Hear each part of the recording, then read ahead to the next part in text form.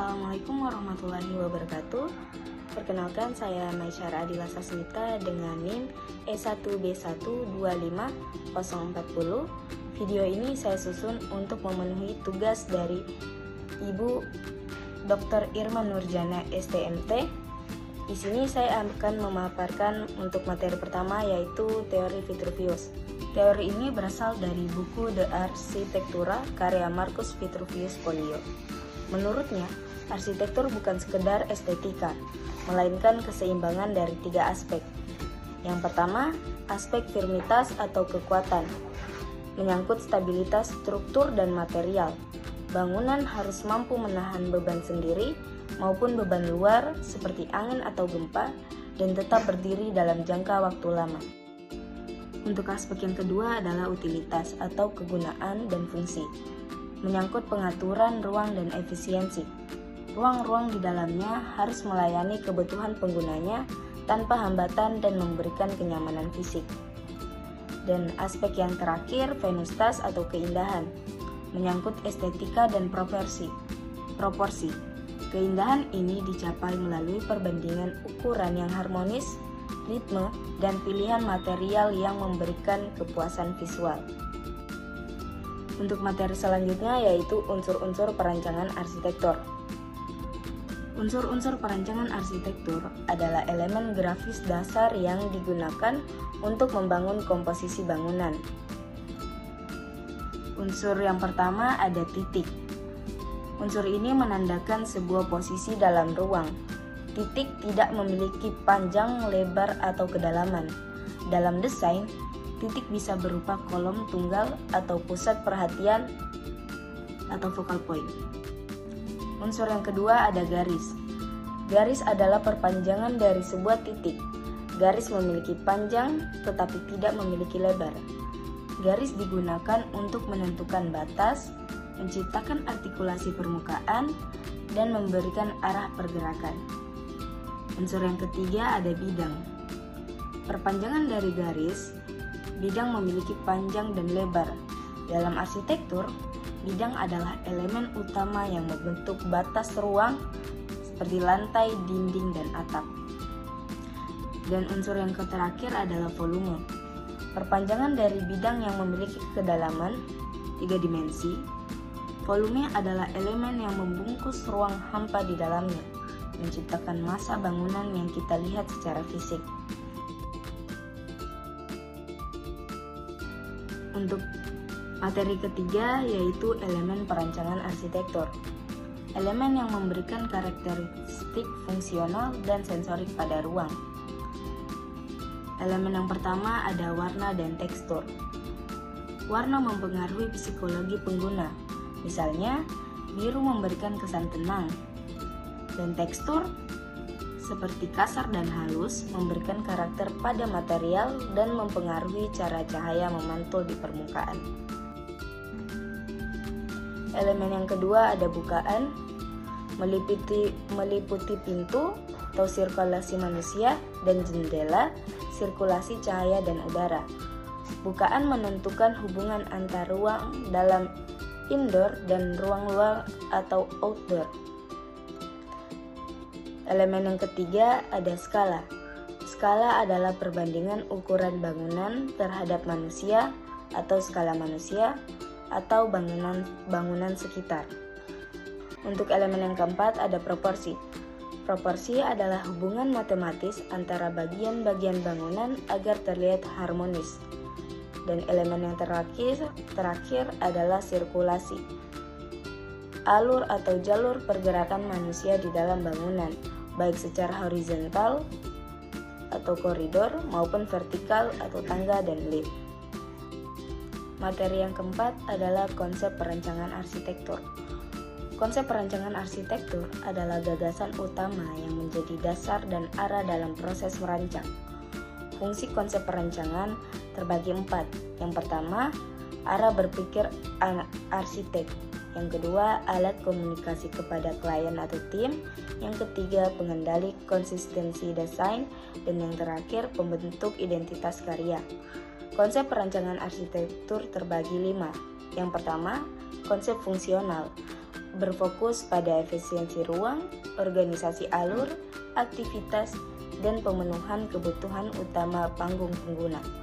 Yang kedua, konsep formal menitik beratkan pada aspek visual, komposisi, massa, proporsi, geometri, dan estetika tampilan bangunan. Konsep perancangan arsitektur yang ketiga adalah konsep struktural, yaitu menonjolkan kejujuran sistem konstruksi. Konsep perancangan arsitektur yang ketiga adalah konsep struktural, yaitu menonjolkan kejujuran sistem konstruksi, teknik penyambungan, dan kekuatan material sebagai identitas desain. Yang keempat, konsep konseptual, mengadaptasi kondisi tapak, keselarasan dengan lingkungan sekitar, serta merespons iklim dan budaya lokal. Yang terakhir, konsep filosofis, mengintegrasikan makna abstrak, nilai spiritual, atau simbolisme tertentu ke dalam wujud fisik bangunan.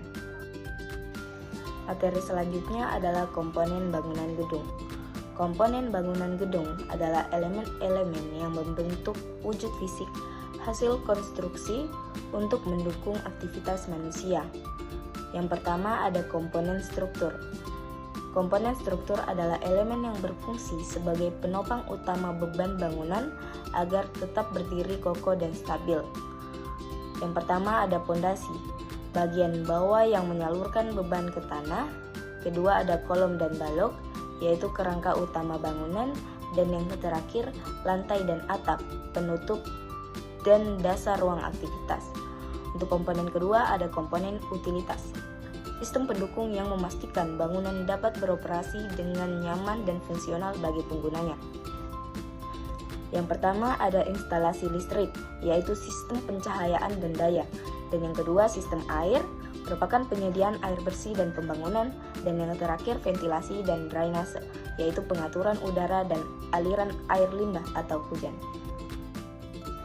Komponen yang terakhir adalah komponen arsitektural, elemen yang berkaitan dengan estetika, fungsi ruang, dan tampilan fisik bangunan, tata ruang, pengaturan organisasi ruang di dalam gedung, yang terbagi atas fasad, bukaan, dan material.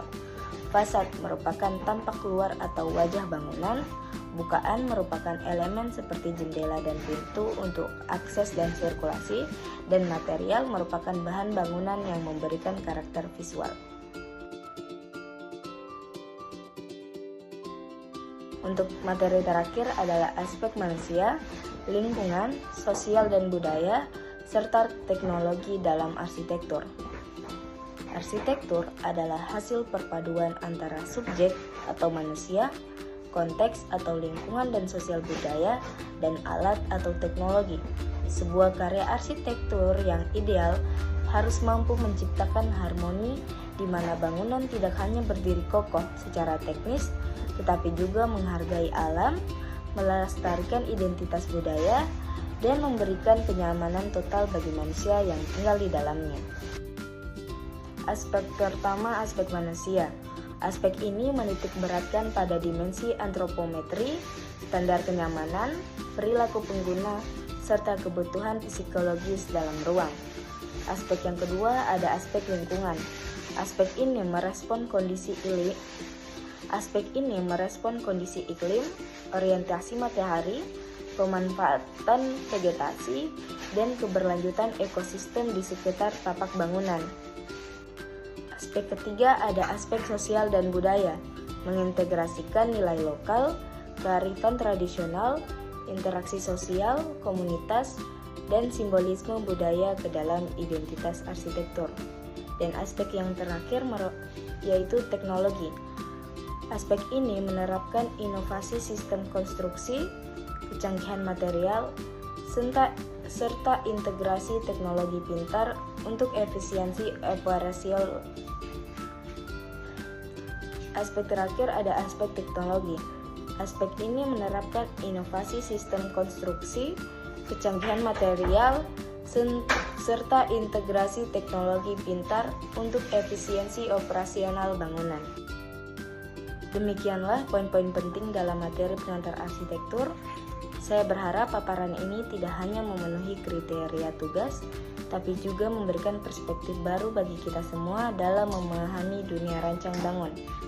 Terima kasih kepada Ibu Dr. Irma Nurjana STMT atas bimbingannya selama 1 semester ini, dan terima kasih juga kepada teman-teman yang sudah menonton hingga akhir. Saya Masyara Adila Sasmita pamit undur diri. Wassalamualaikum warahmatullahi wabarakatuh.